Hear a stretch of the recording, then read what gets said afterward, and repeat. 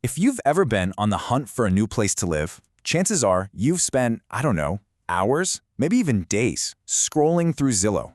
I mean, it's become the go-to for millions of us looking for that perfect dream home. But what really happens after you find a listing you love?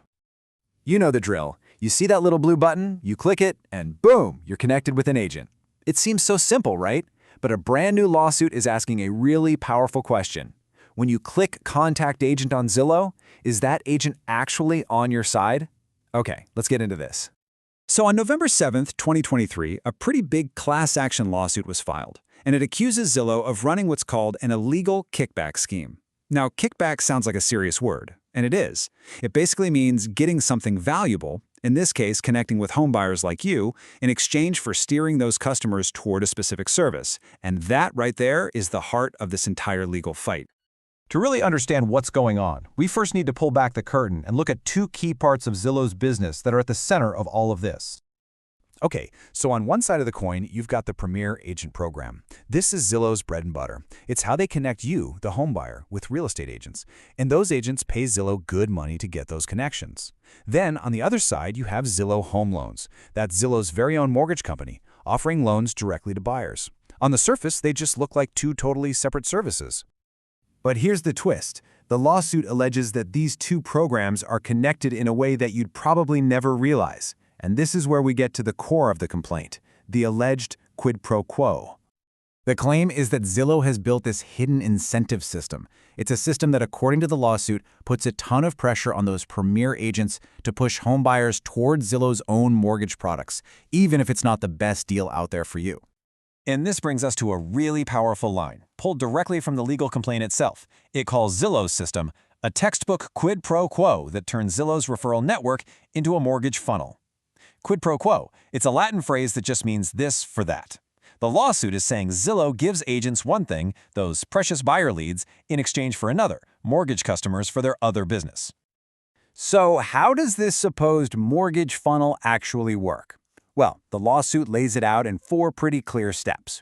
First, Zillow hands out valuable buyer leads to its premier agents. Simple enough.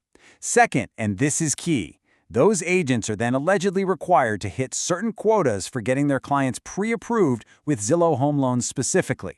Third, agents who hit those quotas, they get rewarded with even better, higher quality leads.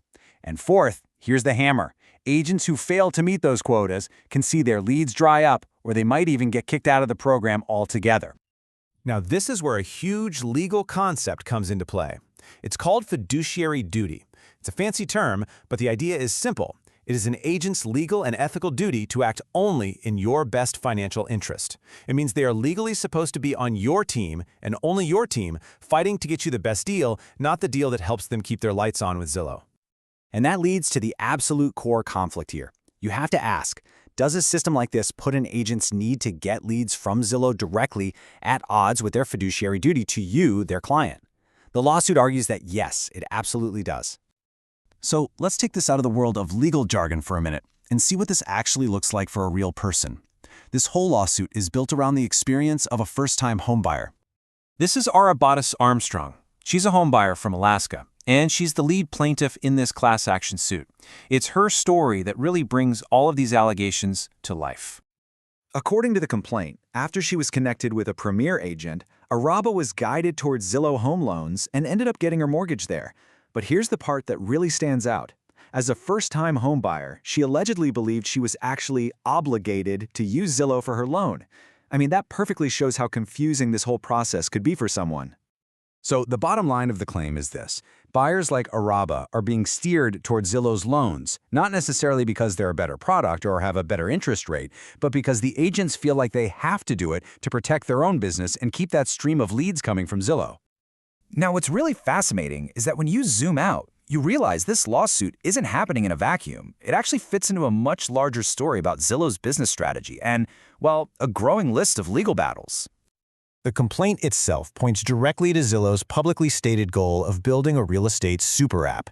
Citing Zillow's own investor materials, the lawyers argue that the company's grand plan is to control every single piece of the home buying journey on one platform, from your first search to the agent, all the way to the mortgage.